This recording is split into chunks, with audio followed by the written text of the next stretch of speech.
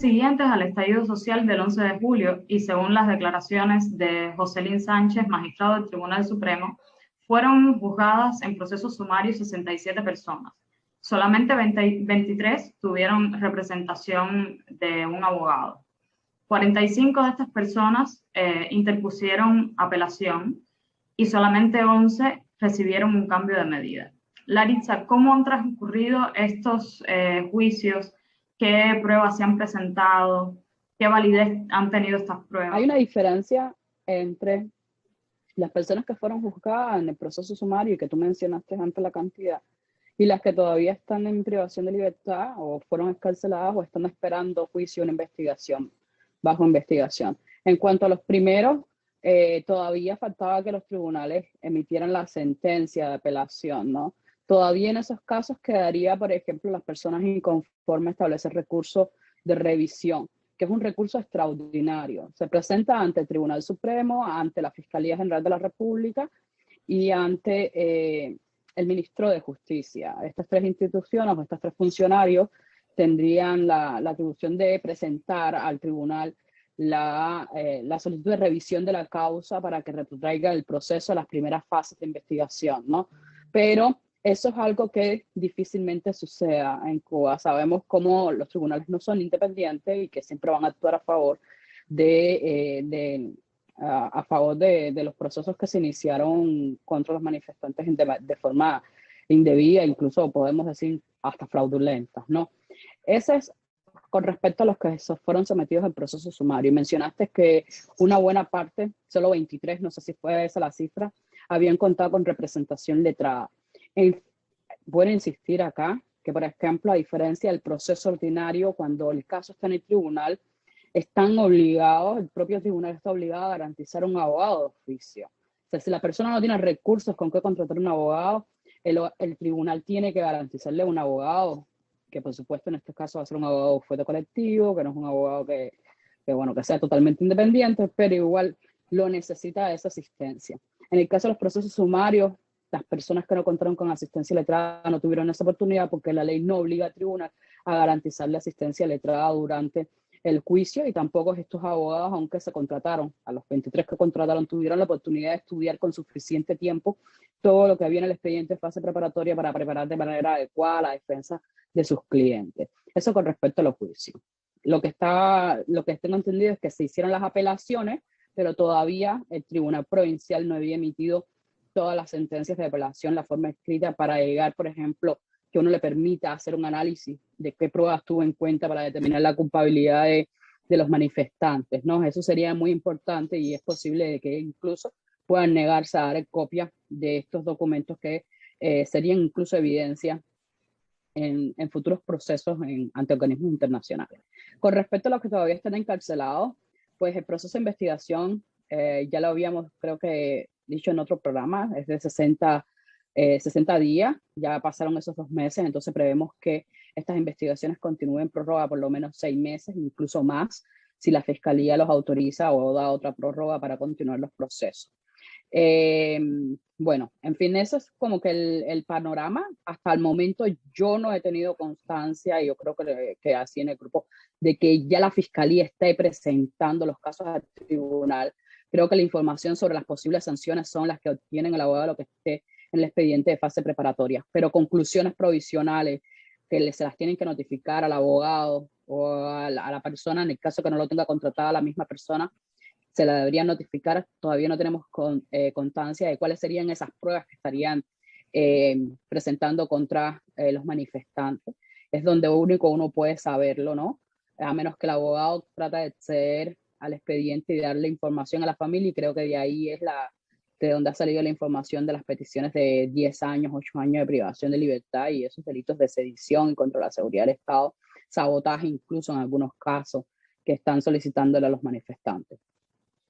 Pero en los procesos sumarios se presentó como testigo, por ejemplo, a los mismos oficiales o supuestamente a los oficiales que realizaron las detenciones. Eso es, en el contexto cubano, eso es lo típico, ¿no? Primera porque hay que tener en cuenta el tipo de delito que le están imputando, de desorden público, y supuestamente los responsables de cuidar el orden público son los agentes policiales.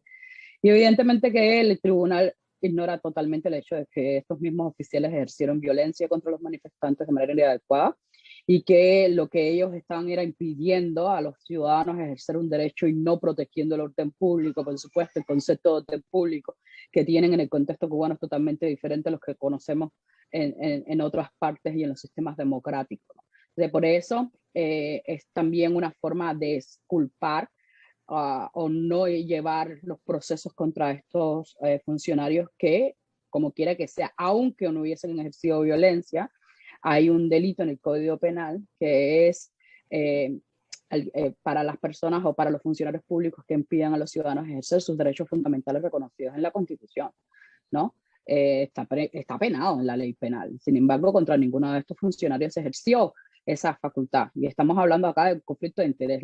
La propia fiscalía que está yendo contra los manifestantes, que tampoco es independiente, la que está buscando algún tipo de razón para que estos policías actuaran.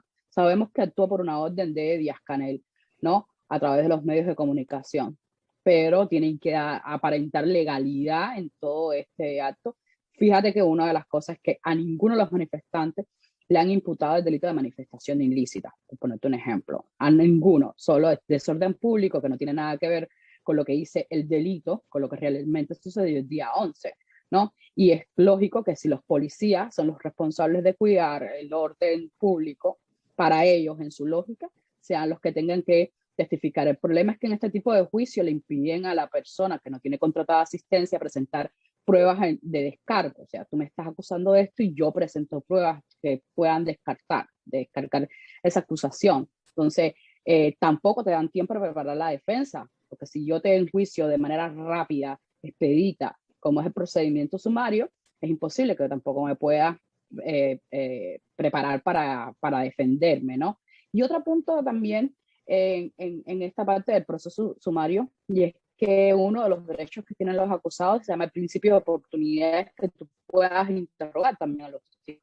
En un proceso sumario a los acusados no se le permite, porque no se le permite la autodefensa. O sea, tal vez tú a mí no me des el derecho a contratar a un abogado, pero me permitas autodefenderme y yo, como me estoy autodefendiendo, puedo hacer preguntas a los testigos de la acusación, por ponerte un ejemplo. En el caso del proceso sumario eso no sucede así. Simplemente le dan el derecho a la que hable, pero no le dan el derecho a interrogar a los testigos de la contraparte, que en este caso sería la fiscalía, y esos policías están en representación del Estado, por supuesto, que ejerce la acción penal, que en este caso yo creo que él ejerce la misma, yo creo no, ejerce la misma policía porque la fiscalía, aunque revise el expediente, actúa si quiere, pero sabemos que la fiscalía sí estuvo presente en la mayoría de los procesos sumarios.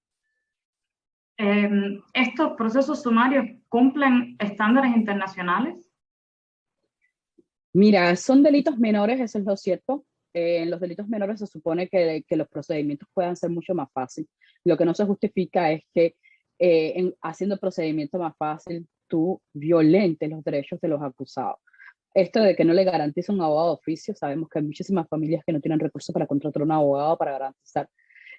Fíjate que las implicaciones de este hecho ya van mucho más allá, porque no solo tuvieron que contratar a un abogado para representarlo durante el juicio, sino que además tuvieron que hacer un nuevo contrato luego para presentar la apelación. Estamos hablando de dos gastos que con la tarea de ordenamiento ascendió muchísimo. Esa es la primera violación. Ya he mencionado otras antes, cuando la rapidez del enjuiciamiento impide que te prepares adecuadamente o que no tengan la igualdad de condiciones para, por ejemplo, interrogar a los testigos, pero además el fallo oral. No hay un documento, o por lo menos se niegan a darlo, y esa es la verdad, que más bien el tribunal se niega a darlo, y un acta de juicio que levanta la secretaria de la sala donde se juzga a la persona. Pero esa secretaria solo anota solo lo que le dicta la presidenta del tribunal, que por supuesto no va a anotar todo lo que, por ejemplo, está declarando el acusado en su favor, por ponerte un ejemplo, cuando le dan el derecho a la palabra. Ese es en primer. Y el fallo oral, cuando tú vas a hacer el recurso de apelación, eso te deja como que en total estado de indefensión, porque tienes que abusar de tu memoria para recordar que fueron los elementos que tuvo el tribunal en cuenta a la hora de sancionarte, esos elementos de prueba que lo llevaron a la convicción, ¿no?, de la culpabilidad de la persona. Entonces es un proceso que durante toda su tramitación hay una violación continua de las garantías del debido proceso, no cumple con los estándares internacionales, es un proceso demasiado inquisitivo en el que prácticamente la presunción de inocencia se fue a, o sea, no existe, se fue a volar, no existe ningún tipo de presunción de inocencia, y hay muchas probabilidades en que las personas sean sancionadas, y lo vimos ya cuando vino el Tribunal Provincial y ratificó la mayoría de esas sentencias, muy bajo por ciento, pues hizo un cambio de sanción, pero no absolvió. O sea, en ningún caso reconoció de que los manifestantes no habían cometido ningún delito, sino que más bien lo que hizo fue atenuar la medida de la sanción, ¿no? Si fue privativa de libertad, tal vez ponerla por limitación de la libertad o con una multa, o si era trabajo correccional con internamiento o privación de libertad, ponerle trabajo correccional sin internamiento. Creo que esas fueron las atenuaciones, pero ahí no hay ninguna ventaja. Sigue reconociendo que los manifestantes, en ese caso, cometieron delito y deben cumplir sanción por ello. Sí, con respecto a las vulneraciones, yo creo que vimos en varios casos que incluso las personas estuvieron en desaparición forzada, incluso hasta un día antes de que se le notificara a los familiares de que iban a ser llevados a juicios y que tenían, bueno, precisamente 24 horas o 48 horas para conseguir un abogado para preparar la defensa. El tema de la desaparición forzada es un tema aparte, ¿no? Es un tema que es un delito en sí mismo. No es parte del proceso judicial sumario, como le digamos, sino que es toda una violación por parte de los agentes del Estado que los tribunales han ignorado totalmente para mantener en apariencia lo que dice el gobierno, que en Cuba no hay desaparición forzada. Evidentemente no hay desaparición forzada, los tribunales van a decir lo mismo, aquí no hay desaparición forzada, de hecho tú presentas un habeas corpus donde tú demuestras de que hay desaparición forzada, incluso nosotros hemos llegado a presentar evidencias de audio donde está el número de el 106, el de la policía, reconociendo de que la persona no está detenida, ¿no? Eso es como le llamas, ¿no? Están negando incluso de que la persona haya sido arrestada cuando se sabe y se conoce de que fue la autoridad, un agente policial quien lo detuvo, ¿no? Entonces la desaparición forzada no es algo nuevo a partir del 11 de julio, es una práctica que se ha venido desarrollando dentro de Cuba. Es verdad, son temporales, no se pone en riesgo la vida, pero sí las personas durante esa etapa son incomunicadas, son sometidas a técnicas de tortura, y eso no lo merece ninguna persona. Miren, antes las torturas eran sacarte las uñas y alarte los dientes, ahora la tortura es un poco más como el hecho de coaccionarte para obligarte a hacer una declaración, es una técnica de tortura, por poner un ejemplo, y no puede ser usada esa declaración obtenida en esa forma en un proceso judicial, ¿no? Entonces todo esto lo hemos visto, para nosotros no es nuevo que haya presente en la televisión nacional a personas autoinculpándose. Entonces, los riesgos de la desaparición forzada tienen que desaparecer completamente del sistema, y no es negándolo como se va a resolver, y mucho menos pensando que la desaparición forzada solo termina con la muerte de la víctima. No, eso no se puede llegar a así. Estamos hablando de prevención, y el Estado cubano no debería seguir dejando en situación de desaparición forzada a los detenidos, ya no sea en el contexto del 11 de julio, que fue muy notable la cantidad de personas que estuvieron temporalmente en desaparición forzada, ya como una práctica dentro del sistema, debe desaparecer, y por eso nosotros insistimos en denunciar de que durante las manifestaciones del 11 de julio existieron muchas, pero muchas desapariciones forzadas. Mi juicio fue el 20 de julio en el Tribunal Municipal de Centro Habana. Fuimos alrededor de 12 presos ese día. No tuvimos abogado, no tuvimos ningún tipo de defensa. A mí me tocó, junto con los hermanos Mazabó, Fernando y José Manuel, y junto con otro señor que se llama Carlos, no me sé el apellido. El juicio se desarrolló así, sin defensa de ningún tipo para nosotros cuatro.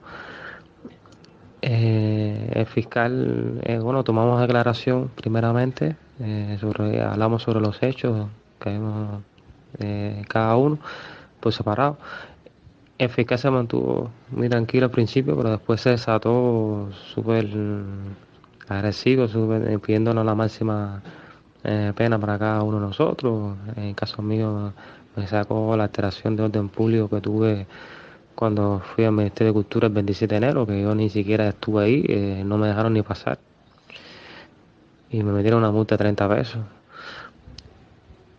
Entonces me sancionaron a 10 meses de privación de libertad, que lo cumplí que cumplí 7 días en Valle Grande.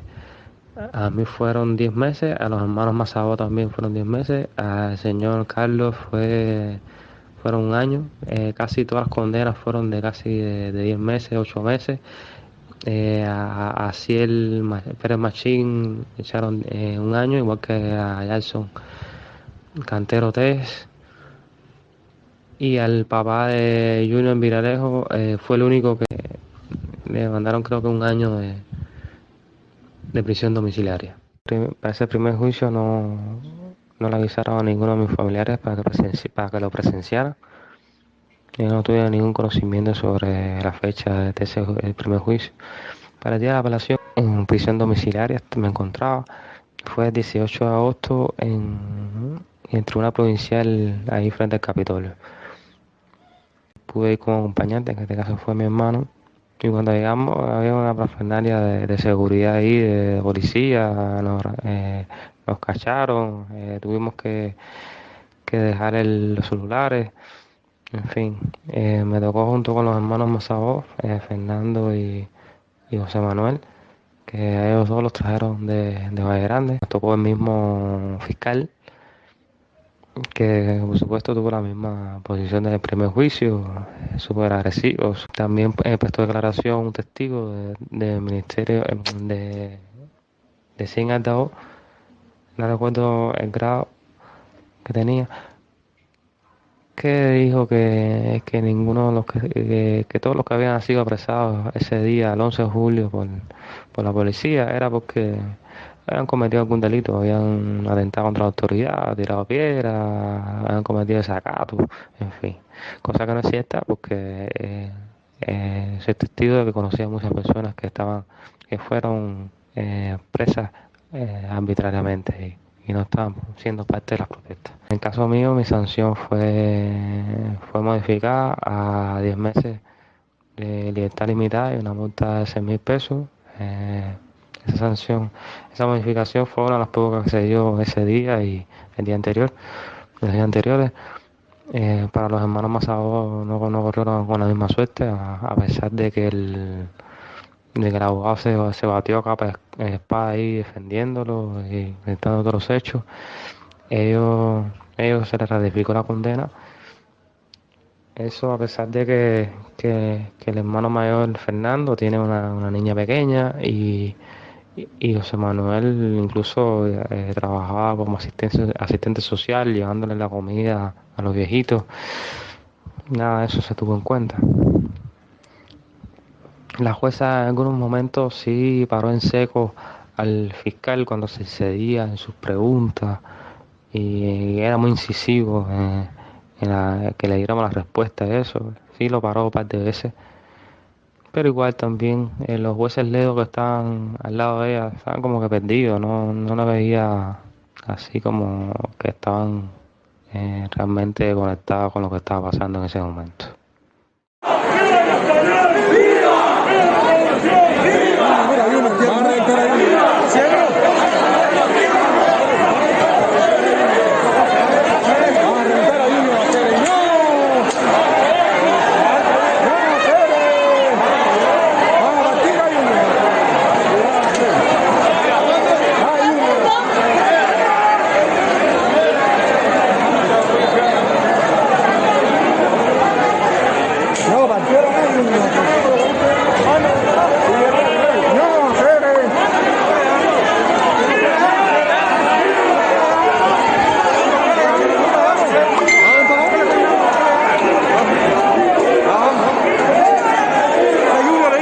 Junior, la serie. Ramón, al bañito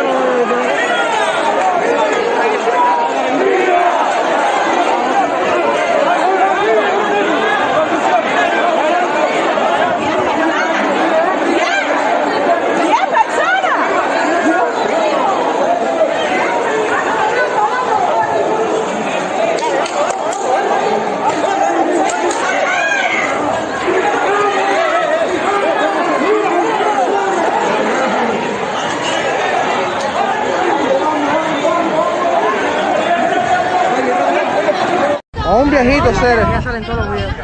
Mira, mira, mira, mira, pero mira, oye, pero si eso es un señor. Pero es un señor.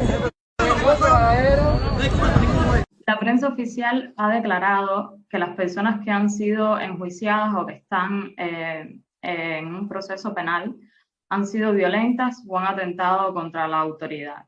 ¿Qué tú has visto como periodista o en este trabajo de acompañamiento que hemos estado realizando? O sea, no solamente yo, lo ha visto todo el que se ha tomado el trabajo de ir más allá del discurso oficial, que realmente la violencia fue ejercida en todo momento por las autoridades policiales, lo mismo uniformadas que vestidas de civil.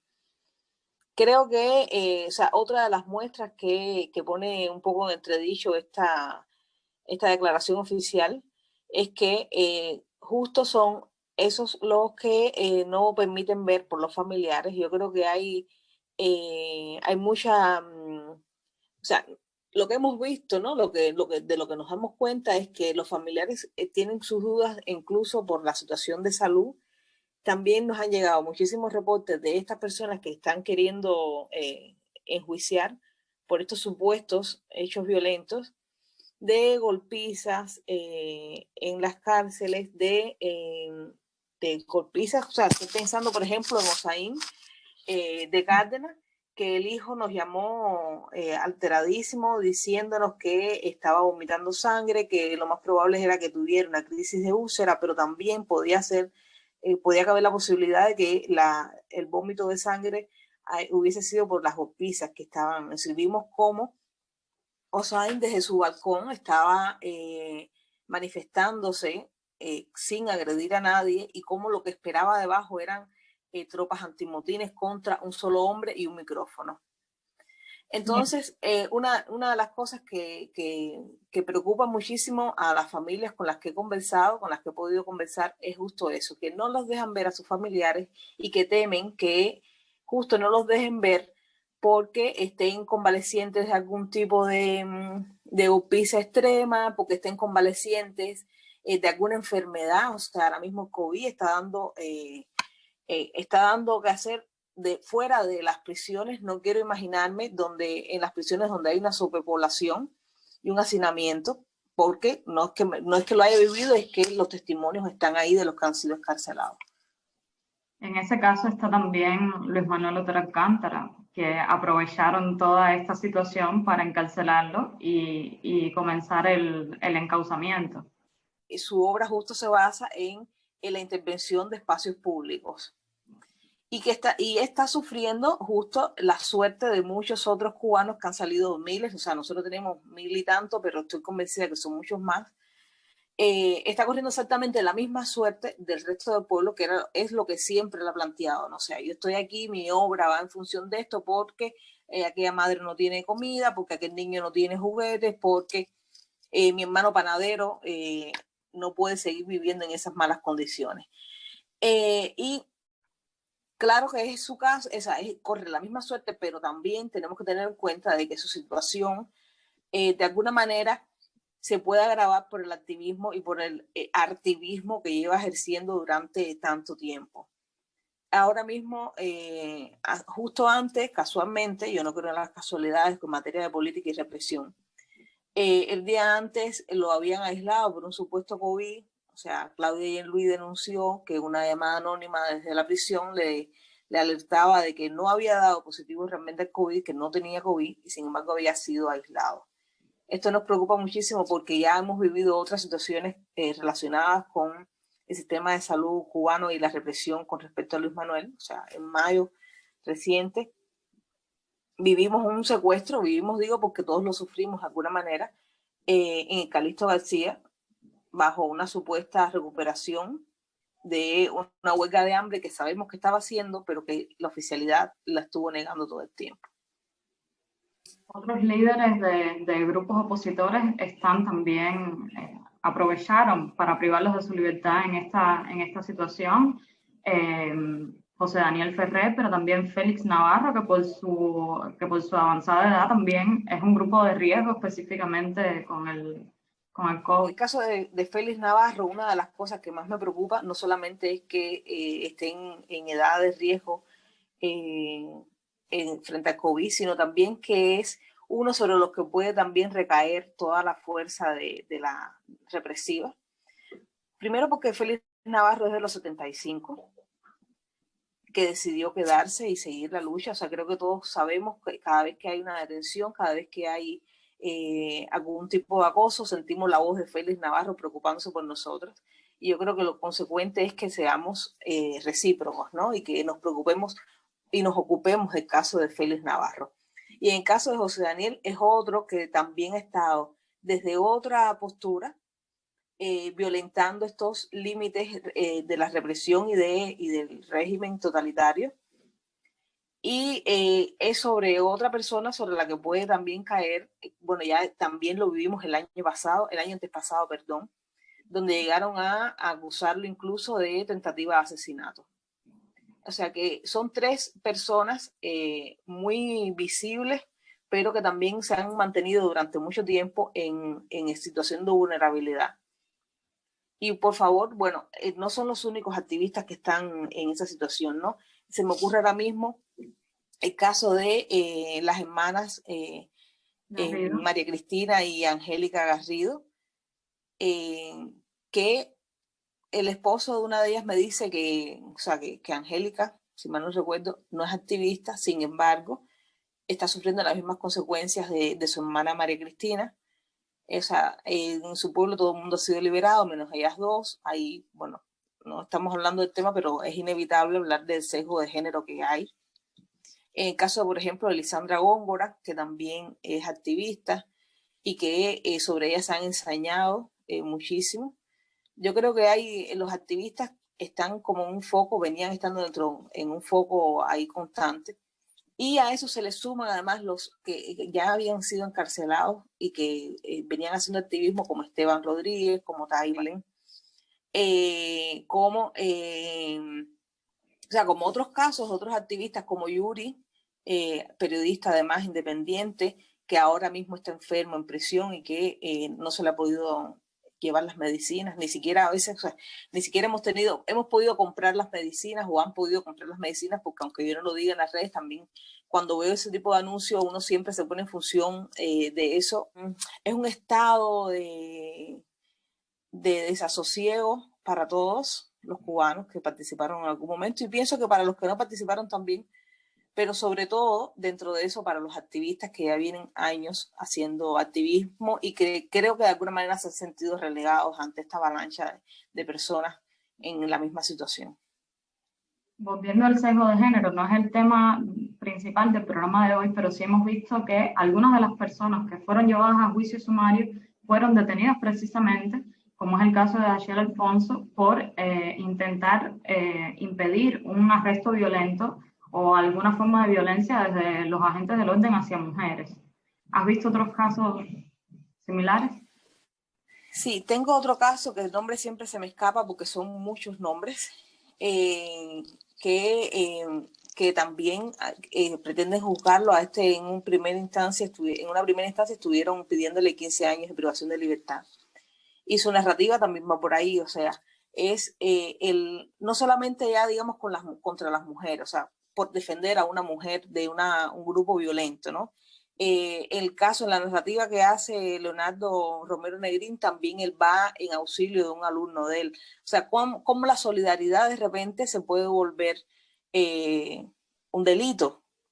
Cómo la solidaridad no es un derecho, o sea, no es una acción legítima, es un delito en tanto estés siendo solidario con alguien que esté en una acción en oposición a la dictadura. Esto yo creo que no le cabe la menor duda, no le puede caber, exceptuando a Michelle Bachelet, al resto del mundo, que esto es una dictadura.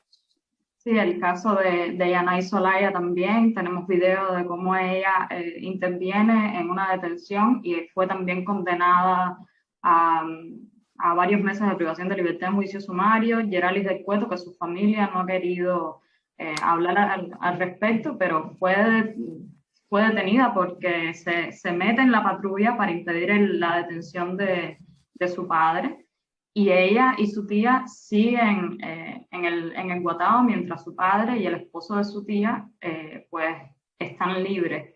Esto lo hemos visto mucho también, como los hombres que detienen junto a mujeres en muchos casos han sido liberados, mientras las mujeres siguen detenidas e incluso ya han sido sancionadas. También quizás hemos observado que muchas mujeres han sido juzgadas antes, y esto no necesariamente significa que la represión contra ellas vaya a ser mayor, sino que las penas más largas se las han estado guardando, y ahora vamos a ver una cascada de juicios donde pidan penas de entre 3, 10 años y quizás más. Bueno, ya se vienen anunciando de alguna manera, ¿no? Los casos están ahí, o sea, yo creo que tú tienes mayor dominio de eso que yo, porque, bueno, el ejercicio del periodismo te obliga a centrarte un poquitico más en casos específicos, a trabajar con esas familias un poquitico más de tiempo. Y aunque tenga una visión global de la historia, siempre de alguna manera hay casos, justo porque se lleva también una labor de acompañamiento. O sea, aquí en esta historia que venimos trabajando, en la que venimos trabajando juntas desde el 11, hay como una especie de, o sea, no hay límites. Uno hace periodismo, pero también hace acompañamiento, y eso de alguna manera te hace desconectarte del resto de otros casos con los que después te enfrentas, ¿no? A los que después entras de lleno y entonces vuelves al mismo proceso que habías vivido con otros. Con el caso de Leti Aile, fue uno de los primeros casos con los que trabajé, también uno de los primeros casos que nos enteramos que había sido juzgada en juicio sumario, yo en este caso, por ejemplo, uno de los grandes dramas que vive esta muchacha es que la madre vive fuera del país, la familia que está dentro no quiere asumir, y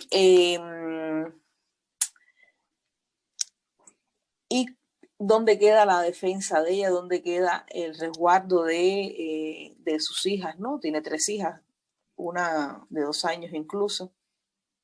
Ella vive casualmente en el Solar Las Margaritas, donde Díaz-Canel fue a visitar y a hacer su paripé de buen gobernante. Sin embargo, ella fue juzgada de un día para otro. Se suponía, la familia le habían anunciado que no se preocupara, que saldría con una multa porque solamente había salido a manifestarse públicamente, o sea, decir patria y vida, y eso no debiera ser un delito. Al día siguiente le fue notificado al padre que había sido juzgado 1 año de privación de libertad. Le dieron 3 días para apelar, como está establecido. El padre, bueno, no estaba dentro de sus intereses hacer este tipo de apelación, porque otra de las cosas que a lo mejor nos está faltando también decir es que muchas de estas personas que salieron a manifestarse son personas que viven en extrema pobreza y que tienen una relación con la prisión, una relación con los encarcelamientos diferente a la que podemos tener nosotros como activistas, ¿no? Aun cuando todo el tiempo estemos pensando que podemos ser encarceladas o encarcelados. Y 1 año para algunas personas de prisión no es nada. Claro, no es nada para esas personas, pero sí es algo para la misma Leti, sí es algo para la madre que está angustiada, sí es algo para las 3 hijas, sobre todo de Leti. Y a este extremo pobreza y a esta relación diferente con estas otras miserias como es la prisión, o sea, eso no nos cabe la menor duda, también se le suman, por ejemplo, personas que, ya eso lo hemos hablado en otras ocasiones, pero igual no está de más repetirlo, gente que no ha podido llegar a las redes, que no ha podido llegar a nosotras, que no está entre sus prioridades tener ni siquiera un teléfono, no digamos con internet, y que pueden estar sufriendo estas mismas condiciones. Y a eso se le suman además las personas que tienen acceso a las redes, pero que hasta este momento solamente habían tenido acceso para relacionarse con sus familiares, con los amigos, y que son objeto de intimidación por la seguridad del Estado, de que si denuncias te pueden pasar determinadas cosas, te podemos aplicar a ti más que a nadie el decreto de ley 35, que acaba de salir, y que además refrenda el Código Penal, que todo el tiempo está atacando la libertad de expresión y la libertad de opinión. Y esto ha influido, por supuesto, en que las personas de las que fueron juzgadas, de las que fueron llevadas a juicio sumario, quienes han sido liberados y han tenido un cambio de medida han sido precisamente quienes tenían redes extensas de apoyo, ya sea porque son artistas reconocidos o porque pertenecen a alguna institución, y que han tenido esta visibilidad tanto en las redes sociales como esta visibilidad mediática. Sí, no es para disminuir el sufrimiento ni la represión que está viviendo nadie, porque incluso esas personas con otras redes de apoyo o redes de apoyo más amplias o con más visibilidad siguen siendo acosadas, ¿no?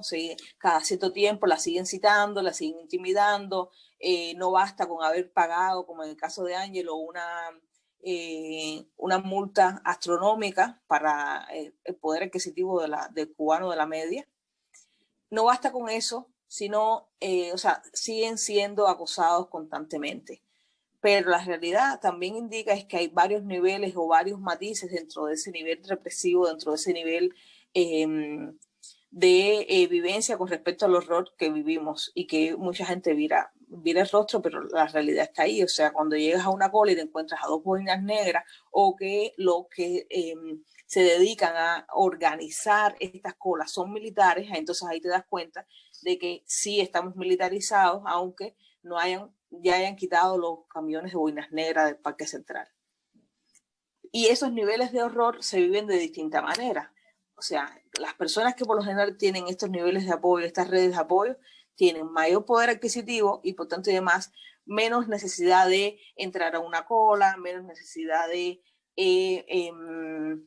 revender los productos básicos que pudieran ser para tener en la alacena, para tener de reserva en caso de una crisis más profunda de la que ya estamos viviendo. Son las mismas personas que a lo mejor tienen más acceso incluso a las redes donde se donan medicamentos que esas otras personas que no tienen ni familia en el extranjero ni tienen acceso a esas redes de ayuda y de apoyo a nivel global, ¿no? O sea, no solamente a la hora de denunciar cualquier atropello. Mi nombre es Daniela Rojo. Estuve detenida a raíz de los sucesos del 11J durante 23 días. Los últimos 6 días los pasé en la prisión Mujeres del Occidente, conocida como Cuatao. Allí conocí a Taimara y a Jennifer. Estaban en mi celda conmigo. Ya 2 muchachas que ya habían pasado por el proceso de juicio y fueron condenadas a 1 año de privación de libertad cada una. Taimara además fue condenada a 5 años de destierro de La Habana. En mi caso aún estoy esperando juicio, estoy bajo fianza. Hace poco me citaron para otra declaración. El proceso investigativo en mi caso continúa y en la pena que me piden es de 1 a 3 años. Tuve conocimiento allí también en la prisión de otras cerca de 10 muchachas a las que ya se les habían hecho un juicio sumario el día 20 de julio. Me cuentan las muchachas que en el grupo que juzgaron, la única que tuvo abogado fue Taimara, el resto no tuvo abogado durante el juicio.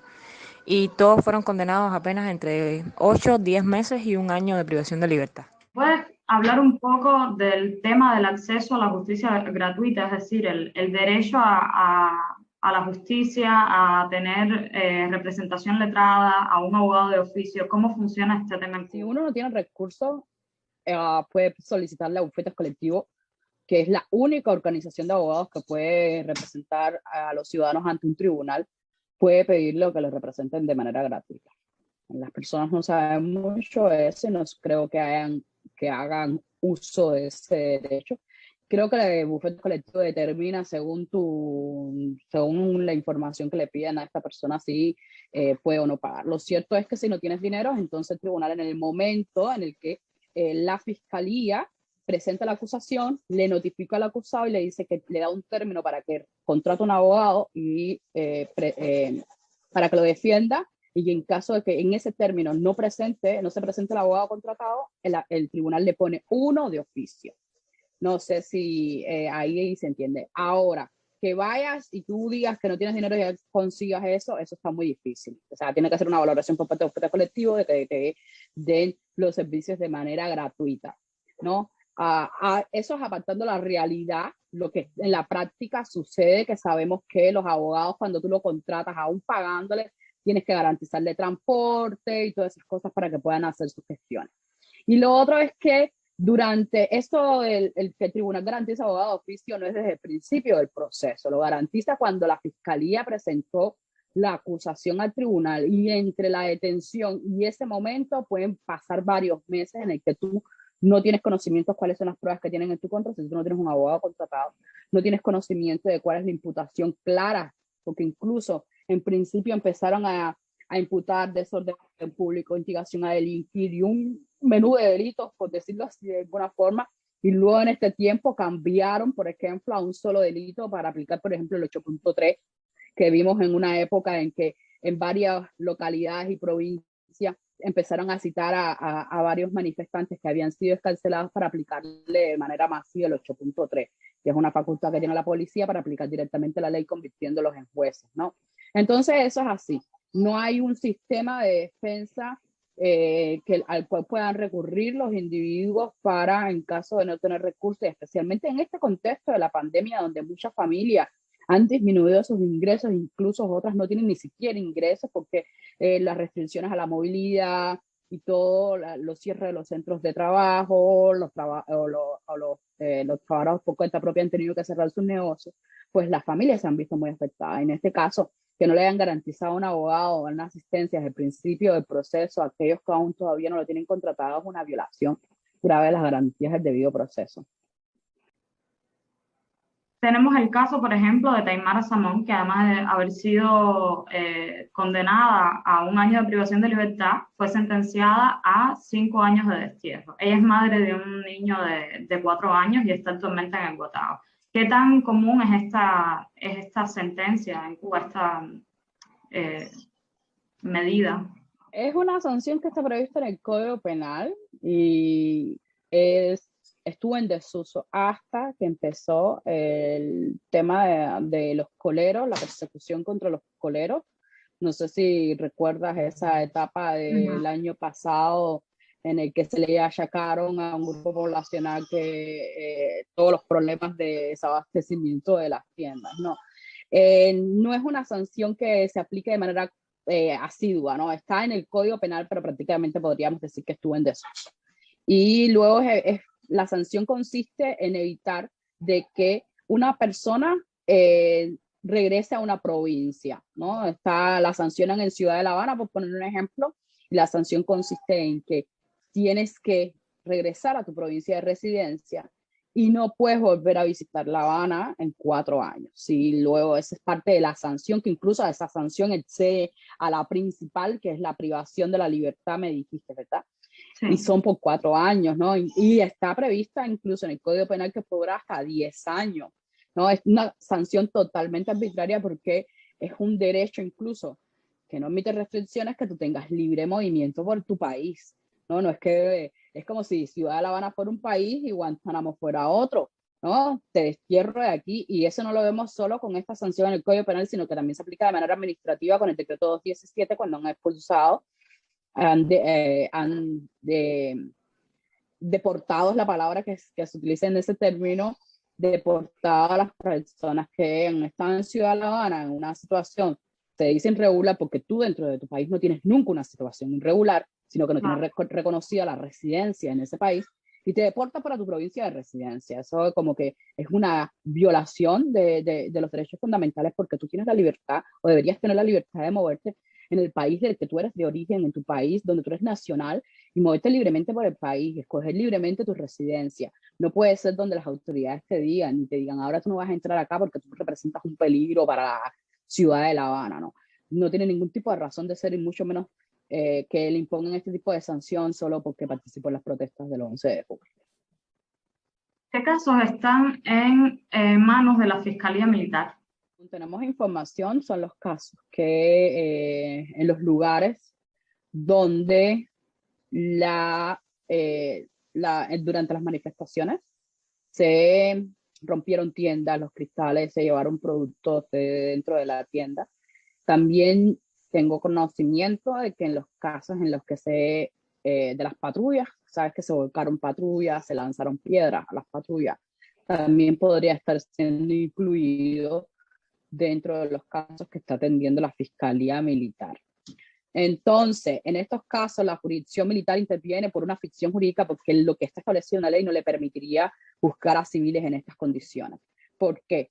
Porque dice que la ley, que la jurisdicción militar puede intervenir cuando en el hecho delictivo que se está ocurriendo participa un militar, y como dije, los militares no cometieron delito, por tanto no van a ir contra ellos. Más bien ellos son los testigos de toda, y estoy siendo irónica en este caso, cuando interviene un militar en el hecho o cuando se comete el hecho en una zona militar. Evidentemente ninguno de los manifestantes estuvo en una zona militar, las tiendas que se rompieron trabajaban ni compraban civiles, en ninguna parte había un cartel que dijera zona militar no pasar, que es lo que tiene que ser. Las personas tienen que saber cuándo van a entrar en una zona militar, porque en algún lado tiene que estar señalizado, no entre zona militar. Eso no pasa con las tiendas. Y las patrullas son bienes tal vez, del Ministerio del Interior, que es una institución armada, una institución militar, es reconocible, pero no, la ley no dice que la jurisdicción militar interviene cuando están involucrados bienes de los militares en este caso, ¿no? Entonces, ese es uno de las ficciones que constituye, por supuesto, una violación de la garantía del debido proceso grave, porque ni los fiscales ni los tribunales militares son instituciones independientes. Para nadie es un secreto que los militares tienen subordinación a sus jefes, y es una obligación la debida obediencia en caso que incumplan órdenes, incluso pueden ser procesados por el fuero militar, ¿no? La jurisdicción militar solo debería estar reservada a esos delitos o a esos incumplimientos que son de carácter militar y que tiene que ver con ese tipo de régimen, ¿no? Juzgar civiles. En cualquier caso, estamos hablando de una grave violación de las garantías del debido proceso, porque todas las personas tienen derecho a ser juzgadas por un tribunal independiente e imparcial. Y ninguna de esas dos condiciones las cumple un tribunal ni un fiscal militar. Joennis Pellegrín Hernández, el policía que le disparó por la espalda a Divis Laurencio Tejeda, va a ser juzgado también por la Fiscalía Militar por homicidio y lesiones. Esto después de que inicialmente lo declararan que había sido en defensa propia y gracias a la presión que se ha hecho en las redes, pero también la presión y la condena internacional. ¿Qué podemos esperar de este proceso? ¿Qué significaría que fuera condenado? Mira, yo he visto otros casos de policías que han cometido graves violaciones. No solo es lo que pasó con Divis Laurencio, todo hecho en el que provoque la muerte de un civil a manos de un militar, en este caso los policías, es una ejecución extrajudicial. No, nosotros hemos venido observando esto desde 2019 con la muerte de Raidel Vargas en Mayarí, también en las mismas condiciones, disparó por la espalda. Luego pasó el caso de Hansel y también pasó otro caso que estamos investigando en Guantánamo, donde los agentes del Estado han utilizado sus armas de fuego y también han utilizado la violencia y han provocado la muerte de un ciudadano. Y lo que pasa en este caso es que como ya es un delito, se interviene la jurisdicción militar porque el victimario es un militar, ¿no? En estos casos, según los estándares internacionales, no deberían ser juzgados por militares, por todo lo que yo expliqué. No son independientes, hay una parcialización. De hecho, tenemos un caso de 2010 en el que 2 policías aplicaron una llave doble Netson a un ciudadano para supuestamente, el término que utilizan, reducirlo a la obediencia, y le fracturaron la médula espinal y esa persona quedó parapléjico para el resto de su vida. Y la sanción que se le impuso a esos 2 militares que cometieron esta grave violación de derechos humanos con una trascendencia para la vida de esa persona increíble, porque le generaron una discapacidad de por vida, fue limitación de la libertad. La limitación de la libertad en estos casos, un hecho tan grave como este, es una sanción simbólica. Es como decirte, yo sé que tú cometiste el delito, pero no requiere de que tú estés privado de la libertad. Por eso escuchamos lo que la fiscalía dijo, actuó en legítima defensa. No sé si usted, ya hemos escuchado esto, ¿no? Con Hansel y después con Yaisel, en el caso de Artemisa, es que el fiscal militar, cuando empieza la investigación del caso, ve que se aplica una de las eximientes de la responsabilidad del Código Penal, que en este caso la legítima defensa, estado de necesidad, cumplimiento de una orden, un deber, son, por poner algunos ejemplos de esas eximientes de responsabilidad en la que tú cometes el delito, pero hay determinadas circunstancias que te obligaron a ello y por tanto no deberías responder en la vía penal. El problema en todo esto es que esta análisis y esta interpretación de la ley no la hace un tribunal independiente, sino que la hace la propia fiscalía, la misma responsable de ejercer la acción en representación del Estado, fiscalía que es militar también, y por eso se está generando un clima de impunidad, porque los oficiales disparan, no sé, son libres al gatillo sin temer las consecuencias de que con un arma pueden privar de la vida de una persona, y vimos que la entrada de la bala en estos casos que yo he mencionado fueron por la espalda, es decir, que las personas estaban huyendo tal vez en esos casos, no en el caso de Dius Laurencio, que sabemos que todos estaban manifestándose, pero el hecho de emplear a discreción el arma de fuego y luego cuando empieza el procedimiento, la investigación se archive o se sobresee, que es sobreseimiento libre y total que le aplican a estos agentes del Estado a través de la aplicación de un eximiente de la responsabilidad, eximiente y interpretación que hace la propia Fiscalía Militar para evitar que estas personas respondan. Eso se llama, en pocas palabras, garantizar impunidad ante graves violaciones de derechos humanos, porque la ejecución extrajudicial es una grave violación de derechos humanos. El 12 de agosto, cuando se cumplía un mes del estallido social, nuestra articulación ciudadana lanzó una solicitud al presidente de Cuba, al Tribunal Supremo, a la Asamblea Nacional del Poder Popular, a la Fiscalía General. Las principales solicitudes eran, 1, información relativa al número de personas que han sido detenidas. 2, transparencia en los procesos legales y acceso a los registros de carácter público de los centros penitenciarios y del Tribunal Supremo, así como los tribunales provinciales y municipales. 3, iniciar de oficio procedimientos de revisión en aquellos que ya han recibido sentencia y o confirmación de las apelaciones. 4, archivo definitivo con carácter inmediato de todos los expedientes o investigaciones abiertos contra personas que participaron en las manifestaciones del 11 de julio y los días posteriores. 5, sobreseimiento libre y total con carácter inmediato de todos los procesos que estén en manos de la Fiscalía, así como de los casos que ya fueron presentados por la Fiscalía al Tribunal sin que se haya efectuado juicio. Y 6, sobreseimiento libre y total o indulto para las 152 personas declaradas por Prisoner Defenders como presos y condenados políticos en su informe del 1 de julio. ¿En qué fundamento se puede explicar que se basan estas peticiones que nosotras hicimos públicas? El 12 de agosto. La base fundamental es que los manifestantes no cometieron ningún delito y por tanto ninguno debió ser sometido a un proceso penal.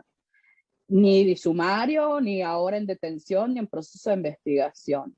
El artículo 56 y 54 de la Constitución reconoce la libertad de expresión y el derecho de manifestación y se lo condiciona a lo que está establecido en la ley. No hay una ley que diga la forma en que las personas tienen que no solo notificar o solicitar autorización, cualquier sistema que se utilice, sino la forma en que debe hacerlo, ¿no?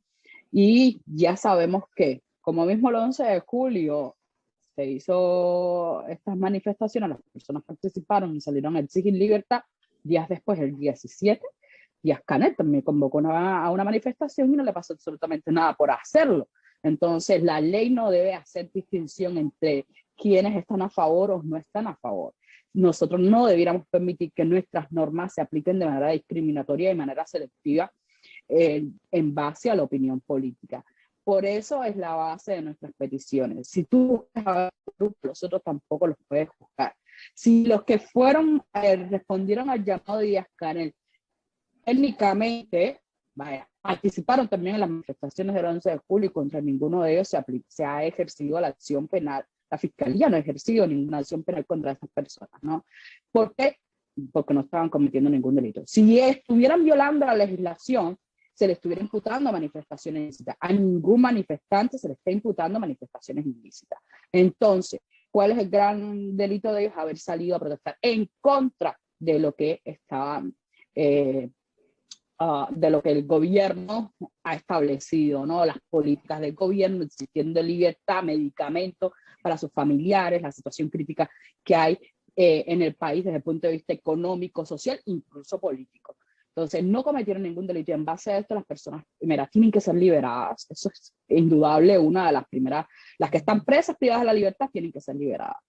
Las que ya fueron sancionadas de oficio, el propio Tribunal Supremo, la Fiscalía, el Ministerio de Justicia debería iniciar procedimientos. Es que no tienen que intervenir. El propio Tribunal Supremo debería iniciar, ordenar la revisión de la causa de todas esas causas, sabiendo que se hicieron juicios masivos, en que muchas veces las personas fueron juzgadas, no tenían relación entre sí, no estaban en el mismo lugar, no fueron detenidas a la misma hora, sin embargo se le imputaron los mismos hechos y se sancionaron sin tener en cuenta que la responsabilidad penal es de carácter individual. Cada caso es específico, tú no puedes responder, o sea, no puedes. La máxima de justos con pecadores. Eso lo que estamos exigiendo es que haya reparación, que haya un reconocimiento, una disculpa pública por parte del Estado por haber cometido estas graves violaciones de derechos humanos, porque tenemos que decir que gente fueron golpeadas, la muerte de una persona, ¿no? Eso es lo que estamos exigiendo, que disculpa para las personas, pero también que se les restituya, porque todo este tiempo que estuvieron privadas de libertad, aún así, las que estuvieron hayan estado pocos días, las que estuvieron desaparecidas fueron víctimas de un delito. El Estado debería procesar a todos aquellos militares que se negaron a dar información sobre los familiares. Y si fue una orden de un superior, se supone tiene que responder. Y base en esto es el acceso a la justicia, el derecho de las personas a saber la verdad, qué fue lo que pasó realmente cuando las personas fueron detenidas y llevadas a centros de detención. Es verdad, los testimonios dicen que le echaron perros, los golpearon, los obligaron a gritar frases. Nosotros queremos saber todo lo que pasó con todas las personas que estuvieron detenidas en los diferentes centros de privación de libertad, desde Pinar del Río hasta Guantánamo. Eso es un derecho que tienen todas las personas, y no solo las personas, lo tiene la sociedad cubana, lo tenemos nosotros los ciudadanos. Porque hechos como estos no se pueden volver a repetir. Entonces, depende mucho de sociedad civil que nosotros empujemos y exijamos de que realmente las personas tengan acceso a la justicia. Cuando se maneja la palabra amnistía, se habla mucho de las personas que no fueron violentas. ¿Qué dirías tú con respecto a esto? Vamos a apartar el hecho de que las tiendas fueron agredidas. Las tiendas son un símbolo de los militares, son un símbolo del poder, tiendas en las que la gente no puede acceder. O sea, va más allá. Eso no es usar la violencia, tal vez usar la fuerza, pero la violencia no. Sí, yo me estoy manifestando de manera fácil, ahí viene alguien un palo a darme golpes, ¿ya? ¿Quién está promoviendo la violencia? Yo tendría que aguantar que me den un golpe y me maten, o que ver que van a golpear a otra persona y la van a matar por la forma en que la están golpeando. Tú puedes llamarle eso violencia. Si cuando el propio presidente es el que incita a la violencia, es el primero que tiene que ser juzgado. Y a él sabemos que no va a pasar, pero el día de mañana las evidencias están ahí, son públicas, y que no fueran públicas, yo de manera personal las tengo todas guardadas, ¿no? Porque es importantísimo que hoy hay un clima de impunidad dentro del país, pero el día que mañana hay una transición, estas personas que cometieron esas graves violaciones, que hoy se les está garantizando impunidad, tienen que responder el día de mañana por todas esas violaciones. Lo que lleva Justicia 11J, eso es lo que está buscando, justicia y reparación para todas aquellas personas que salieron a pedir libertad y hoy están encarceladas, amedrentadas, torturadas, intimidadas, reprimidas. Eso no volverá a pasar en el contexto cubano, y para eso tenemos que seguir denunciándolo.